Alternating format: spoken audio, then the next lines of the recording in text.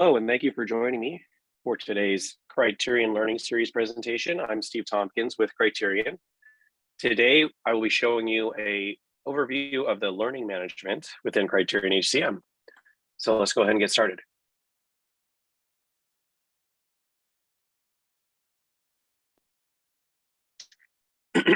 All right, so you should be able to see my self-service here.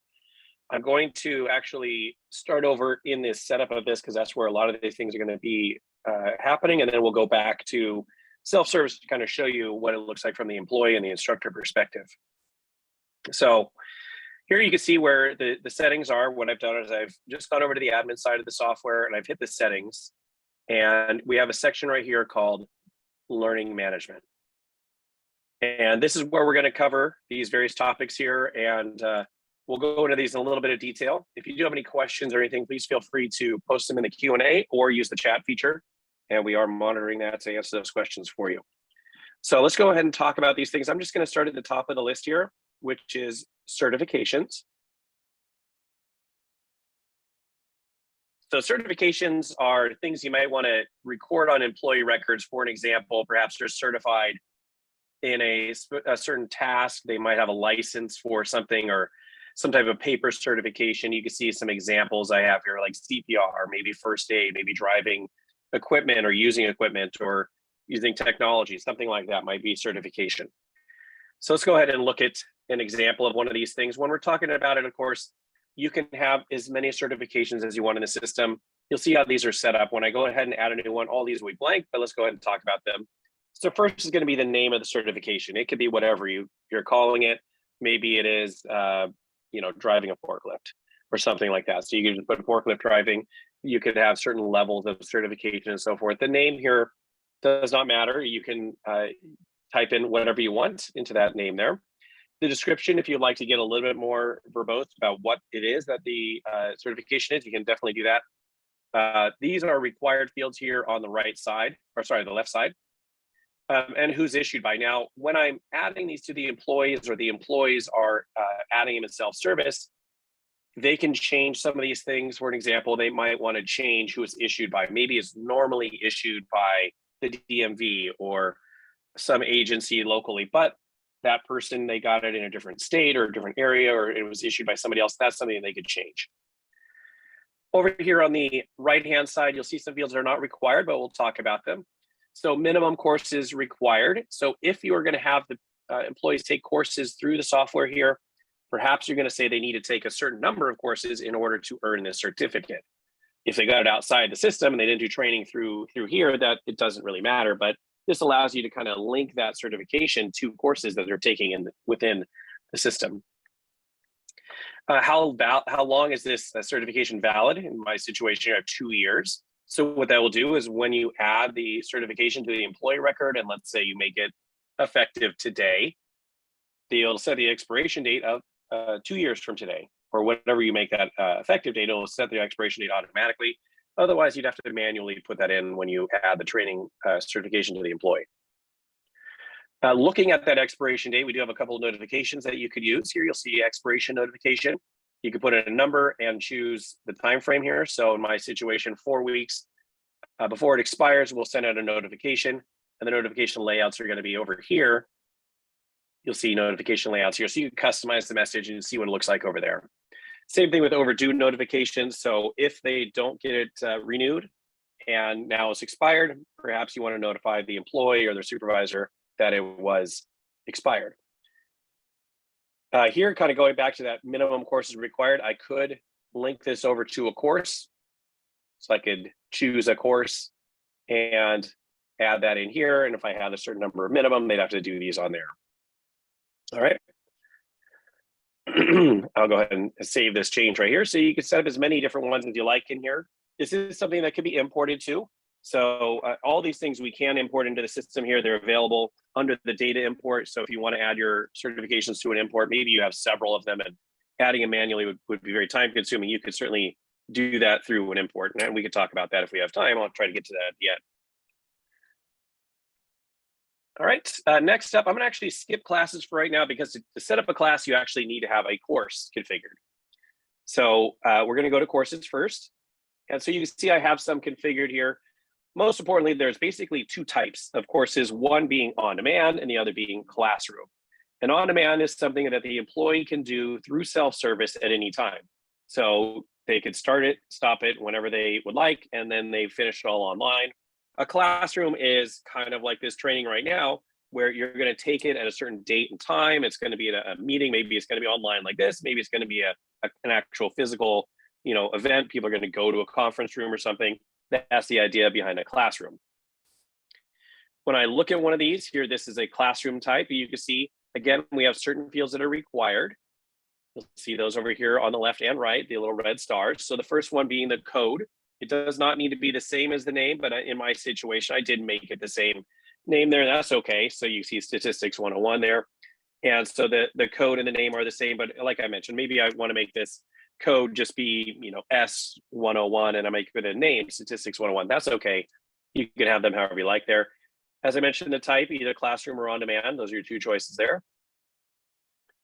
The duration is not required, but you might want to give your employees who are attending the class or taking it on demand an idea of the time commitment so they can make sure they have that time available if they're doing it on demand. Do I have enough time to complete this in one sitting? Or if I am doing a classroom, how long am I going to be attending this class? It's going to be several hours and I only have 30 minutes, and obviously might need to look at the schedule or something like that. The enrollment here, so we have two types. Open means that the employee could add this on their own, or the manager could add the employee to that class or on-demand class. So that's something that they could do themselves. Restricted means it's going to look at this group right here, and if they're a member of that group, they will be able to see and add themselves to that class. All right, a maximum enrollment here. So this is like the default maximum enrollment for this particular classroom style class. Perhaps you do have a limit. Maybe there's a room they're meeting, a boardroom, a conference room, and there's only a certain number of chairs. You certainly can set that maximum enrollment there. If it is something where maybe it's held at different places and some places can hold a lot more than other places, you may want to just leave this blank. And then when you set up the class, then you say, okay, this one's got a limit of 5. This one over here has got a limit of 30. And so you could change that on each class if you'd like to do that. The status of active. So if you're no longer using it, you may want to mark that as inactive by unchecking that box there. The creation date, just the date that this was created. As you can see, a few years ago, we created this one. So, this could be whatever you like. Now, if you're adding it today, but it's something you've had for the last 5 years, you can reflect that. You can put in whatever you like as the date right there. If you'd like to add some content to this is obviously important for the on-demand type, because you're going to have some type of file that the person is going to go to, or a link that they're going to go to do this. So you'll see here different types. There's 3 different file types, and then there's a URL. So if AICC, file, and SCORM mean you're going to go out and you're going to have a file somewhere on your computer or on a server, and you're going to click this little upload button right here, this attachment one, you're going to attach that file. So AICC and SCORM are specific file types for training. And maybe you have been provided those by a training content author or something like that, or maybe you made them yourself. They are something that you could make yourself. So those are options there. A file might be, a PowerPoint, a PDF, something like that would be a file in that situation. A URL, that's a link. So you're going to just go ahead and put that full link right here. Make sure you include the HTTPS or whatever it is and the full link there. Don't just put down like youtube.com, because then it's just going to go to like the homepage of YouTube. You want to have the actual link to the video or content right there, the whole link right there. All right, down here, how many days it takes to complete this is probably very useful for a classroom one, because perhaps you're going to meet several times for 45 minutes to get this done. Maybe there's 3 weeks and they meet 45 minutes each week or something. You might want to put down 3 days or something like that there. Recurrence. So maybe they need to retake this training every year. And so you're going to put down 1 or 2 or 3 years or something like that. And that's going to go ahead and say, all right, it needs to be retaken every so many years. And you might even say when it needs to be retaken. So if every April 1st, they need to take some certain class or training, you could do that. You set that right there, and then it'll recur every year on that date. All right. Notification days. So how many days before the training do I want to notify the people who are enrolled in it? And if they need to retake it, how many days after do I want to let them have to wait to retake that? So maybe there's a cooling off period or something like that. And then you'll see down here skills. We could talk about that, but skills, after they've taken this course, perhaps they need to, or they'll have these skills out here. So you might say that once they take this stats course, now they've got whatever technical skill or something like that out there. And these are set up in the code tables. I don't even know if I have one set up here. Let's see. There you go. So maybe they take the stats course and now they have the English skill as an example here. And you can even say what level they're at if you want to put that down there. And I'll show you where those are in the code table. All right, finally, certainly not least, out here you see the description. So if you would like to put a nice description in there, obviously you have the name and the code for it, but maybe you wanted to put a paragraph or several sentences about what this is about if it's not super obvious. And then this button will allow you to print out a list of everybody who's attended this, so you can see their score and their status. If you are scoring them or you want to see their status, you could do that and download a list of everybody who's attended that course.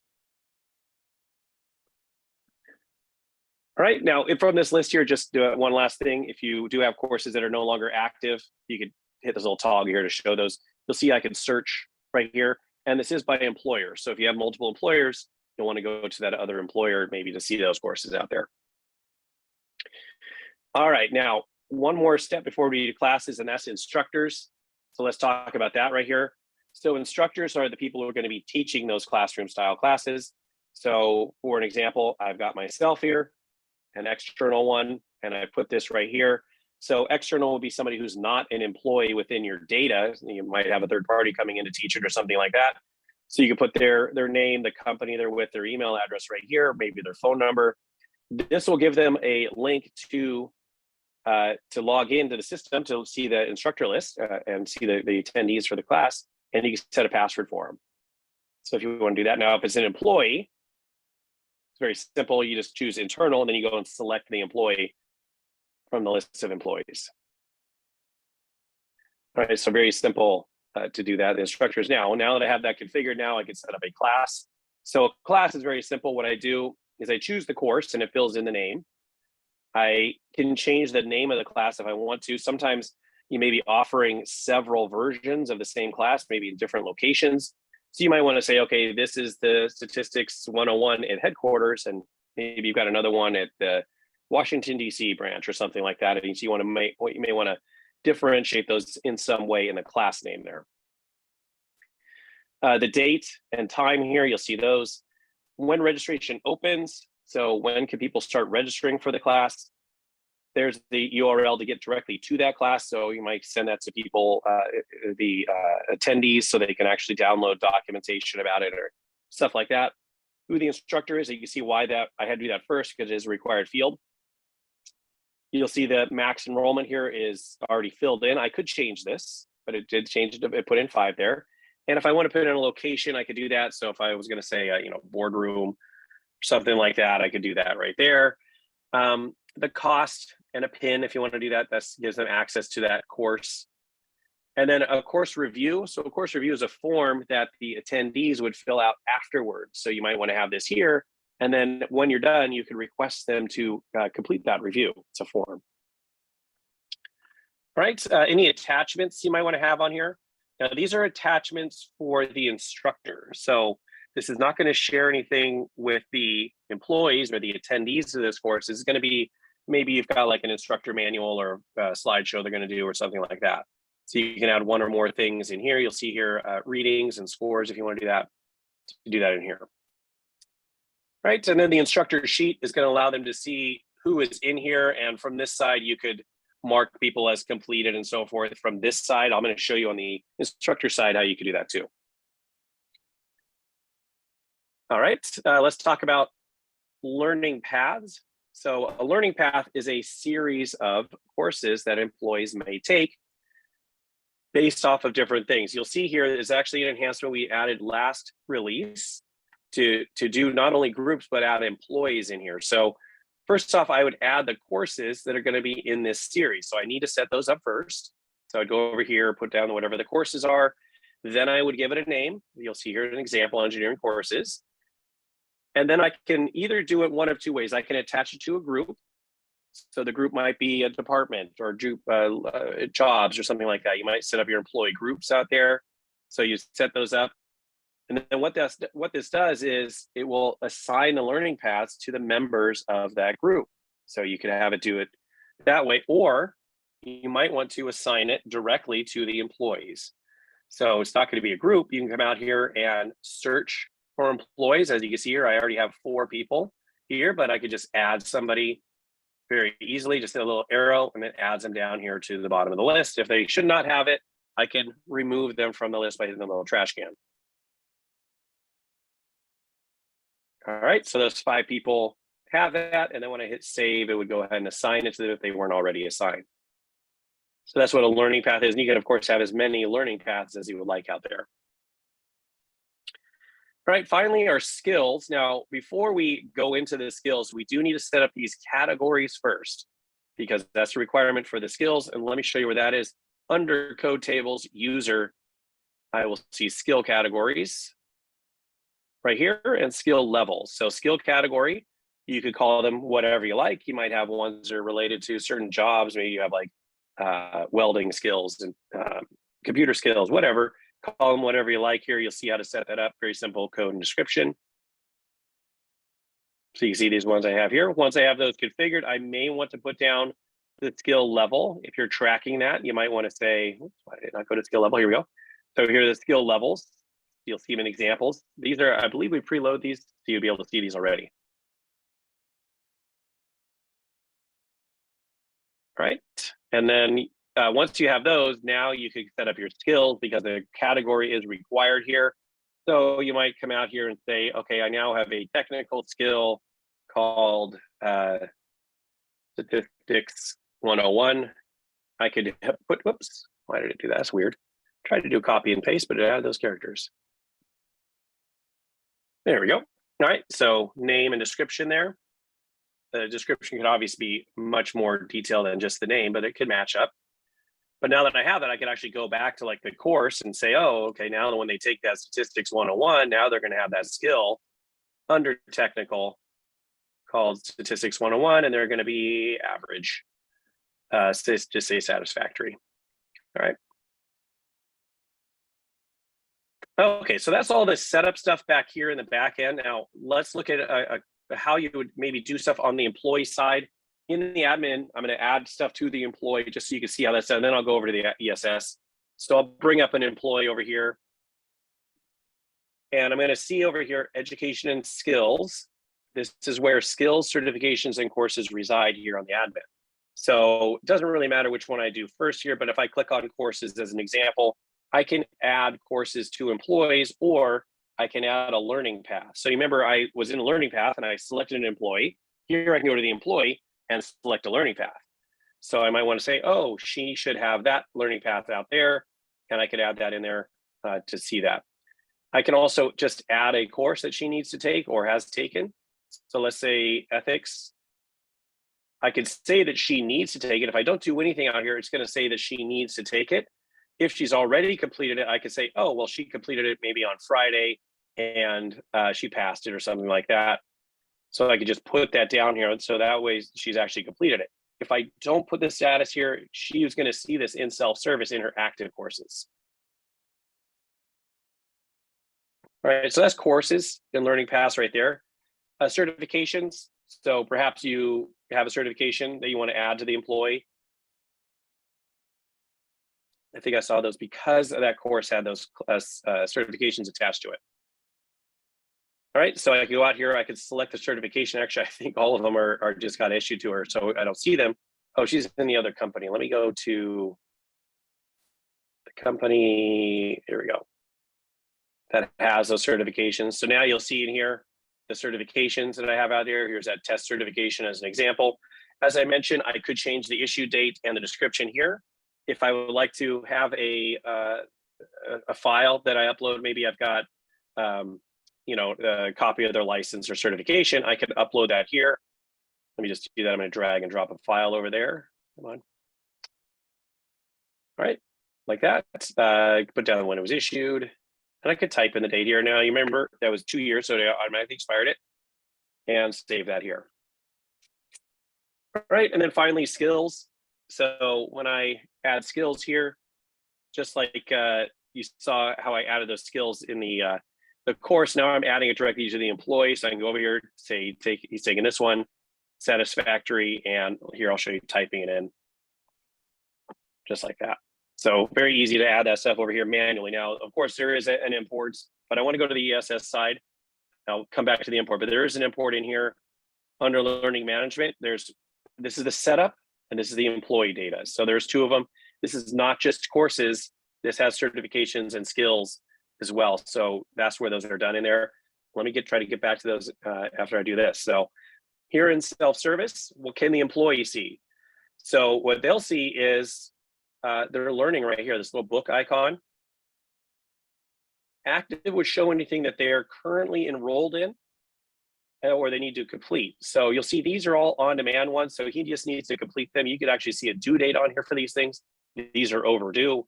So he needs to get those started. Now these are on demand. So what that means is he can just launch it right from here. So I hit resume and I hope I have any ICC in here. I'm not sure. Oh, okay, it's not working, but that would launch that file or whatever in there. And you'll see these other ones in here. I apologize for that error message, but that would launch that in there. If there was like a URL or a video, same idea, it would show that video. All right, also you'll see this assign button where the employee can go out there and enroll in a course or a class. So if there's a class or a course that's open and he's able to get out there, he's able to assign himself to that. All right. Now, also under here, you'll see the stuff that he has completed, which he doesn't have any. So if there's anything, other things completed, they would be listed here. His team. So if he's a manager of some people, he's able to see who needs to take courses or things like that. So I can see out here, Chris has some courses he needs to take out there. Orlando and Jerry, they all have stuff that they need to take as upcoming. Now I can also look at this by different views. I can look at what's overdue. If there's anything out that's overdue, if I want to look at it by course, I can look up a course by a class and by employee. So you'll see here. Now by employee, you do need to put in the person you're looking for. Let's say I'm looking for Coach Beard here. Now, once I have an employee loaded like this, I can enroll them in a course or a class right up here. So if I want to add him to a class, let's go ahead and add him to this stats class. And now he's in there right there. All right. Okay, now the last thing over here is the instructor portal. Now, because it's an employee, it's right here in self-service, but you may have remember when I was adding the instructors, if I did an external one, it gave them a portal, takes them here to this screen. So here's that Stats 101 course that I am the instructor on. So you can see this right here. From this screen, I can add an attendee. So very simple to do this. I can go out here, search for somebody. Let me see, hopefully I have a last name like Smith or something. Let's there we go. So let's add Colin. All right, and I'll just add him to the course right there. So I can add people like that into the course. You know, let's just do a couple just so you can see how that works here. I can really add as many as I like in here if I want to. Now I think I had a limit of 5, so if I did overbook it, it would let me know there. Now, once I'm in here as the instructor, I can do stuff like adding attachments. Now, you may remember on the admin side, I could add attachments in here. Maybe the instructor is the one who is providing that course material. The companies aren't providing it. They're going to do it. They can add that right here. So they might want to go out there, select a file, and upload it in here to the course. So they can do that right there. So that's what the add attachment is right there. This add attendee, of course, you saw me just do that. And then once I've got people in the course, you'll see I can actually check the box next to their name and I could do different things down here. So I could change their status. I could put down their the success. I could put down a score, or I can remove them from the course. So let's say it's now, you know, this is on the 17th. So let's say now it's the 17th or the 18th. I want to go through and mark everybody as completed. I could check this box here to get everybody, or maybe I just want to get these 2 or something like that. I could mix and match that right there. But now I can go out here and say, oh, all these people, they have completed the course. All right, so it's going to mark them all as completed out there. You'll see there. Maybe I want to put down that they all passed the course. So I could go out here and say, oh, let's go ahead and say they all passed it. And now they're going to show pass. Now, if you do scoring, of course, you could also do this for scoring. So if maybe there's some type of quiz or something like that, and you want to actually get people a score, you can come out here and type in a score. Let's say they all got 95%. You could do that too. I don't know if you would need that, but that's all, all three of those options are out there. But it did mass change all these people. Of course, maybe I said, well, Colin, he didn't get a 95. He got 99. All right, so he did a little bit better than everybody else. So you can see I could individually do that too. All right, so that's what the instructor portal looks like on this side here. If he had multiple courses, I would be able to see those out there and administer multiple courses. I just have the one on this person. And then what happens is, of course, if I go over to the admin side and I go to Coach Beard,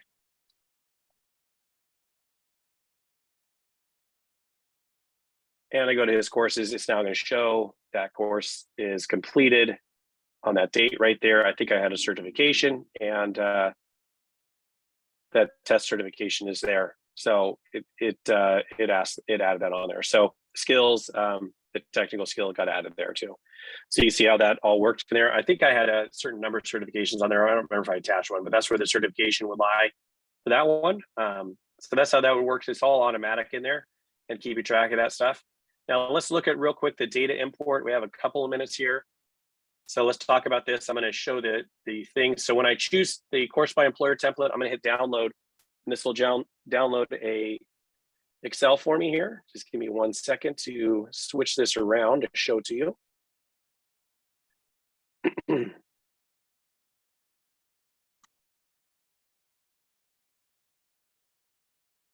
As I mentioned, this is not just the courses.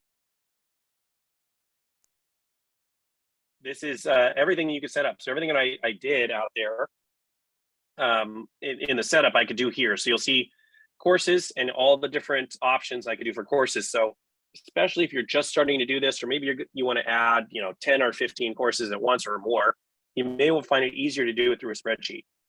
So anytime I'm looking at courses or things like this, you'll see I've got the fields that are in yellow here are required, and that maps over to those same required fields when I was setting it up in the system. The ones that are not in yellow are not required, but you may have to do that, especially like is active. If you don't say yes to that, it's going to be inactive. So you'll see here, this is a drop down, and you could do these various things in here. Same thing with classes, those fields there, learning paths. If you want to set up a learning path, assigning courses to a learning path, you could do that and just put the courses in here. All right, you want to set up your skills and any certifications. The only thing you can't do in the certifications here is you can't add any like attachments or anything like that. So same thing on the employee one. All right, but you see how these all work here. All right, so that's the employee one or employer one. And of course, what would happen is after you filled that out, you would import it back in. You'll see what you would do is choose import here, either drag and drop or hit the browse button to that file and import it. Now, what I always recommend with importing, and our support team is going to say the same thing, do this into your sandbox. Because if you import and maybe you accidentally put in the wrong codes, it's a very manual process to delete everything. So if you put in your sandbox and you make a mistake, you can always just refresh your sandbox versus having to clear everything out. So highly recommend using the sandbox for that. Let's look at the employee one real quick here. Again, I'll download the template and open it up.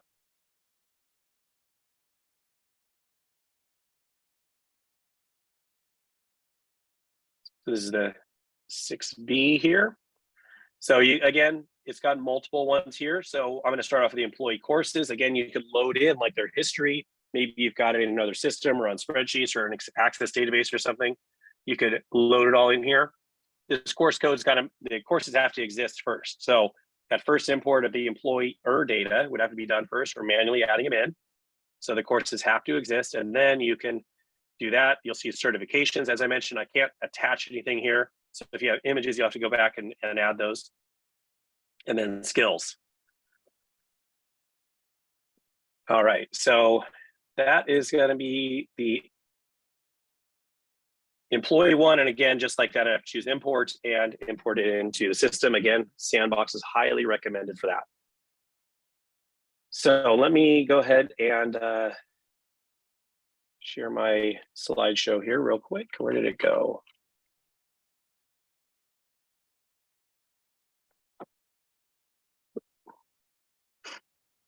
Hang on one second, it's not sharing it.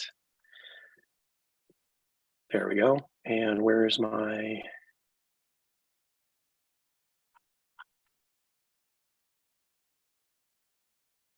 Sorry about that. All right, so here's our upcoming calendar of events out here, so you can see these.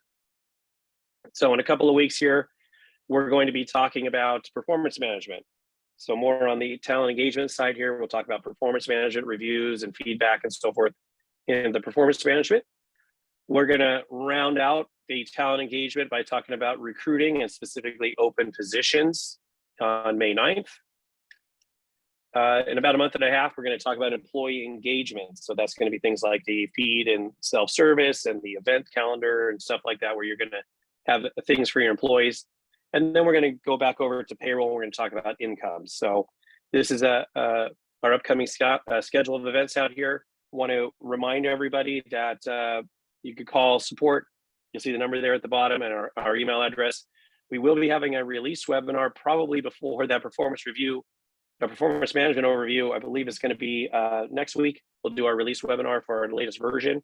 Very excited to talk about all those new features that are coming out. As a reminder, if you do have any ideas, there is the customer feature request that's built into the admin side of the software. Please feel free to use that if you have a fantastic idea for making this product better. That's how we all make the product better for everybody, is by those customer feature requests. So please submit those. And I don't see any outstanding questions out there. So hopefully everybody got their questions answered. Thank you for sticking around an extra couple of minutes. And I hope you all have a wonderful morning, afternoon, or evening. Thank you so much.